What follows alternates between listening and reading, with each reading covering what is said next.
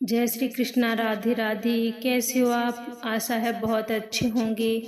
पुरुषोत्तम मास का 3रा अध्याय। इसके पहले मैं आपको बताती हूँ भगवत गीता के 9वें अध्याय का 26वां श्लोक, जिसमें भगवान श्री कृष्ण कहते हैं, पत्रम पुष्पम तोयम यो मे भक्त्या प्रयच्छति तदहं भक्तपदहितं सृष्टामि प्रहतामुनः।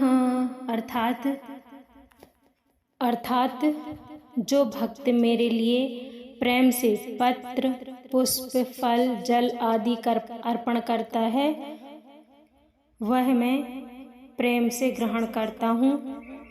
और ईश्वर को सिर्फ आपकी भावना चाहिए। भला भावना कोई कैसे चढ़ा सकता है? इसी भावना के अलग अलग रूप होते हैं, जैसे अभी मैंने कहा, पत्र, फूल, फल, जल इत्यादि।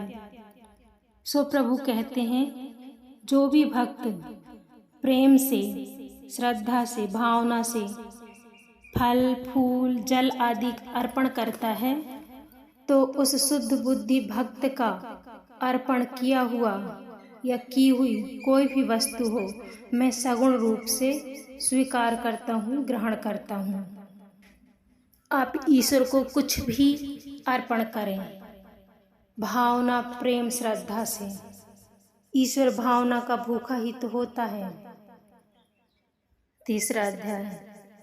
ऋषियों ने सूत जी से कहा कि हे सूत जी महाराज, भगवान नारायण ने नारद जी को जो कथा सुनाई थी, आप उसे विस्तार से हमें सुनाइए। सूत जी बोले, हे ऋषियों, जैसे नारायण ने नारद जी से कहा, वह सब उसी तरह आपको सुनाता हूँ। भगवान नारायण ने कहा था, हे नारद, महाभारत के युद्ध से 14 वर्ष पहले दुर्योधन और शकुनी ने जुए में छल करके धर्मराज युधिष्ठिर से सब कुछ छीन लिया था। दुर्योधन के कहने पर दुशासन ने द्रौपदी की साड़ी पकड़कर भरी सभा में खींचा, तब भगवान श्री कृष्ण ने उनकी रक्षा की थी। उसके उपरांत प्रतिज्ञा पूर्वक पांडव राज्य को त्याग कर काम्य नायक वन में चले गए। वन में पांडवों ने अनेकों कष्ट उठाए। उन दुखी जनों को देखने के लिए एक बार भगवान श्री कृष्ण कामनायक वन में पधारे। तब अपने निकट भगवान को पाकर पांडव अपने प्राणों को लौटा हुआ अनुभव करने लगे।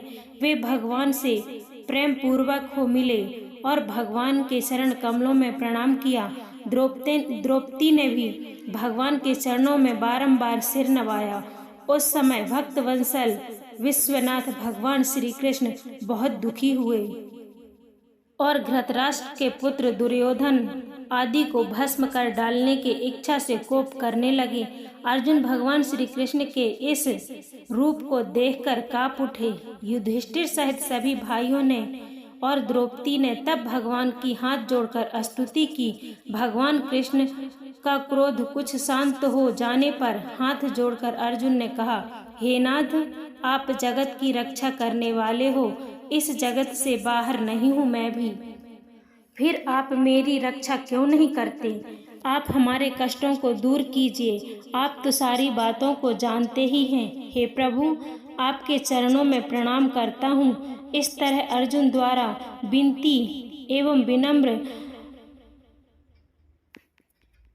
विनम्र विनती सुनकर भगवान श्री कृष्ण ने अपने क्रोध को त्याग दिया। हे ऋषियों, तब पांडवों ने भी संतोष माना और उनके भयभीत मुख से फिर से खिल उठे।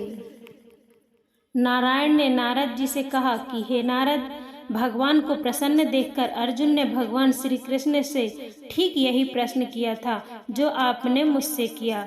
तब श्री कृष्ण ने द्रौपदी और पांडवों से कहा, 2 घड़ी ध्यान दिया और पांडवों के लिए कुछ बोले। हे राजन, आपने यह अनोखा प्रश्न किया, इसका उत्तर देने में मैं आपको समर्थ समझता हूँ।